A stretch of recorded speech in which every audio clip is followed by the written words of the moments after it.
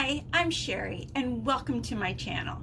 Today I want to share with you the 3 different types of grow lights that I personally have, where I have them located in my home, and which of those 3 I will definitely be purchasing again. Now before we get to that, I want to touch on 3 different low budget options that you could try if you've never germinated seeds in your home before. Sometimes it's nice to start off slow, see if you enjoy it, see if you have time for it before you actually invest in the equipment that you need.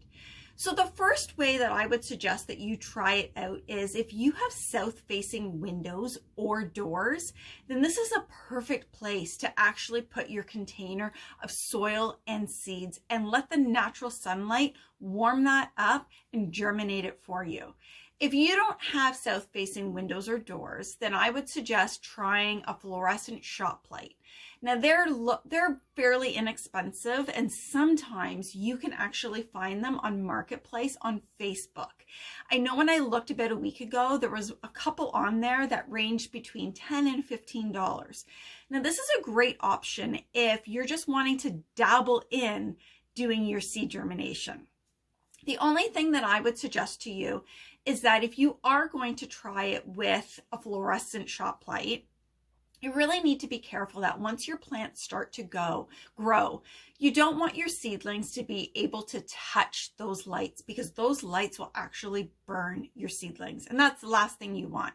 After 2 months of growing these seedlings, you don't want to burn them with your light.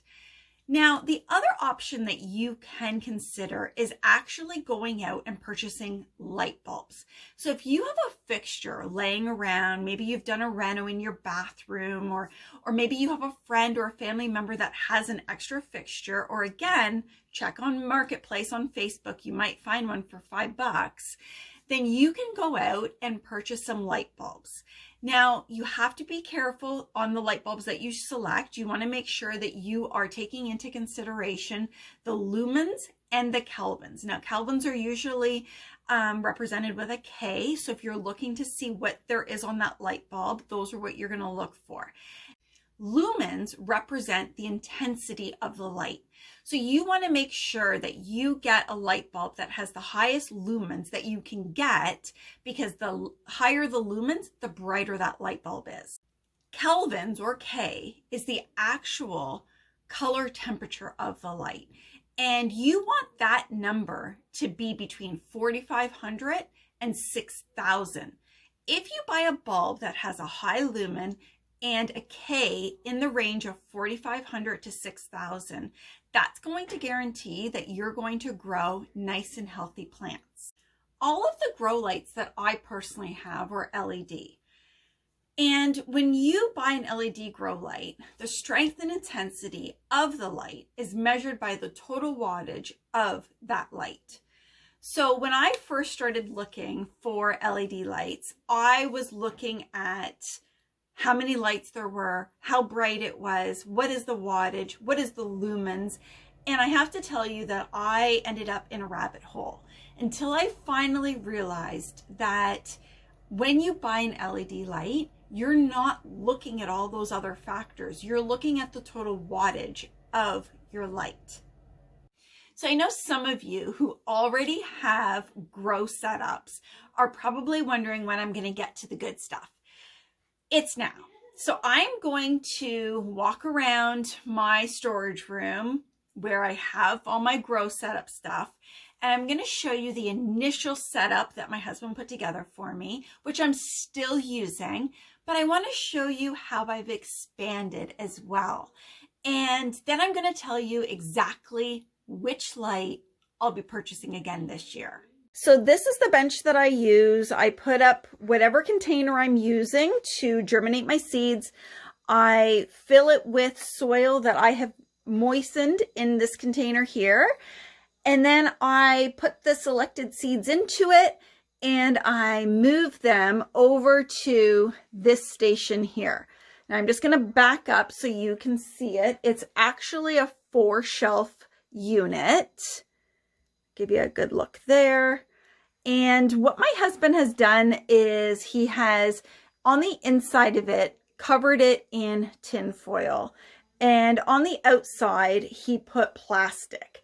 And so these big pieces of plastic that you see on the side here, those are actually doors that I can close around it in order to ensure that the temperature inside is where I need it to be. Now, I will tell you that since I have increased and put lights on all 4 shelves, these doors, these plastic doors, do not get closed because it would just get too hot in there for my seedlings and they would just die. So the first set of lights that I have up here are very thin. They're only about, I'm going to see if I can bend down and show you here. They are literally about 4 inches wide by about 2 feet. Now, when I originally bought them, I didn't realize that they were only about 4 feet or 4 inches wide, and realized quickly that I had to put 2 on a shelf, as opposed to the ones that I purchased the following year that aren't as long, but the space that they are able to cover is a lot better. Now, I'll just show you here as well that they are much thicker. Now, the lights that are on top are Bingo, and they were only about $35 on Amazon. Again, I will post all of the links below so that you can check out all of the lights that I use and determine which one fits into your budget and for your particular situation. Now, the ones on the bottom here, they were $74 from Amazon as well, and I have 2 of them in there. Now, the interesting thing, you'll see the red and green string that I'm using there, and the reason that that is there is so that I can lower and raise my lights depending on how fast my seedlings are growing. So when I'm germinating, I turn on the heat mats that I have on every shelf. And as soon as I start to see a little bit of action, I turn my lights on. Now, I'll show you up here. I actually have a dome that I use. So I usually germinate them in there with the dome on and then determine when I'm going to remove that dome. Now, this setup is awesome. I love that it is, 4 shelves tall. It really works for me. It's right beside where I do all of my actual work. All of my, initial seeding, my potting up, everything is done on that bench. And it's really easy just to move it over. So the space behind me is where I expanded. I quickly realized that the shelving unit I just showed you was not enough. It wasn't a big enough operation in order to supply me with the seedlings that I needed for my gardening space. What it meant was that I was purchasing as many seedlings as I was growing from our local nursery, as opposed to trying to grow 90% of them myself. So I came down into my storage room and tried to figure out how I could put another shelving unit in here up against a wall somewhere. Now, as I looked around, I realized that we had a lot of Rubbermaid containers in this room filled with stuff that we didn't use anymore, that we had moved here when we first moved here. And I think those Rubbermaid containers probably sat in the basement of our old house as well. So I went through everything, took a whole weekend, and cut the Rubbermaid containers into half. And essentially what that meant is that all of this space was now ready for me to use for growing seedlings. Here's a look at what it is potentially going to look like this spring. So this whole shelf is 15 feet long by 2 feet deep. And so I'm able to fit comfortably 13 of these trays. Now, 13 trays, and each tray holds 18 of my solo cups. Every area is getting some kind of light. Now, I can tell you that last year I loved these lights. It didn't matter where I put my seedlings.